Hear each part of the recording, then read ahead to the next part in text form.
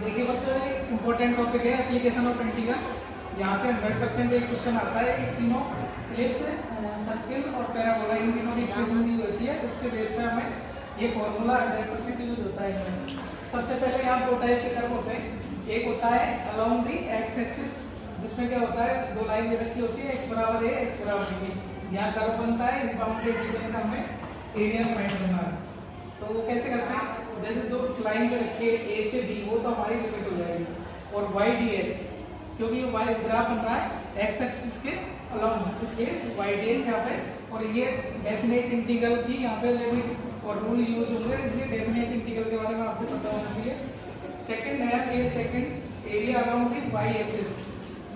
तो इसमें कर्व हमारा ऐसे बनेगा, दो लाइन दे रखी होंगी, वाई बराबर सी से वाई बराबर डी, और कर्व होगा हमारा x बराबर जी वाई। उसको कैसे लिखेंगे, एरिया, ये बाउंडेड रीजन होगा, एरिया होगा हमारा, लिमिट हो जाएगी c से d और x dy, मतलब जो भी हमारा फंक्शन दिया होगा, जैसे x स्क्वायर दिया होगा, उसको हम यहाँ gy की जगह पुट कर देंगे।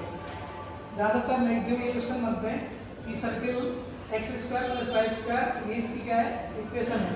एलिप्स की इक्वेशन ये है और पैराबोला की ये है। तो हम यहाँ जैसे कोई सर्किल दे रखा है, उधर देखो, कोई सर्किल दे रखा है हमें ये, और वो सर्किल बन रहा है ऐसे। इसकी रेडियस जैसे यहाँ 0 है, यहाँ a है, यहाँ इसकी रेडियस क्या हो जाएगी a। तो यहाँ हम इसका एरिया फाइंड कैसे करेंगे दोगे का। तो सबसे पहले हम क्या करते हैं, इसका एरिया फाइंड करते हैं, उसके बाद 4 से मल्टीप्लाई कर देंगे, क्योंकि ये इक्वल होते हैं चारों, क्योंकि रेडियस भी इक्वल है। इधर ये भी a माइनस a, इधर ये पॉजिटिव a, ये माइनस ए। तो चारों रेडियस इक्वल है, तो हम एक का एरिया फाइंड करेंगे और बाकी गुणा करेंगे। तो ये एक का फाइंड करेंगे, चारों 1 2 3 4। तो यहाँ लिमिट लगाएंगे, हमारी लिमिट क्या हो जाएगी, 0 से a। जो भी हमारा उन्होंने जैसे हमारी इक्वेशन दे रखी है x square plus y square बराबर ए स्क्वायर, जैसे भी हम एक्स वाई डी एक्स, और वाई बराबर हम वहाँ से इक्वेशन से निकाल लेंगे। जैसे हमारा इक्वेशन दे रखा है x square plus y square बराबर ए स्क्वायर, यहाँ से हम वाई की वैल्यू निकाल लेंगे। एक्स स्क्वायर हो जाएगा वाई स्क्वायर बराबर ए square minus X square, Y बराबर ए स्क्वायर माइनस एक्स स्क्वायर का अंडर रूट।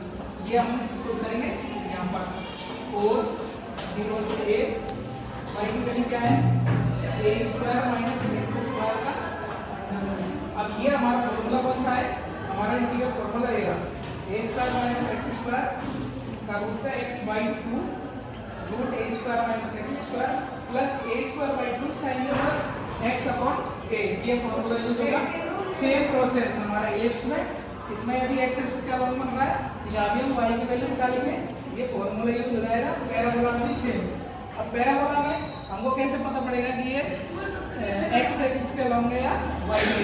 यहाँ से देखिए, इसको हम ऐसे पता लगाएंगे, जब भी y की पावर इवन है, y की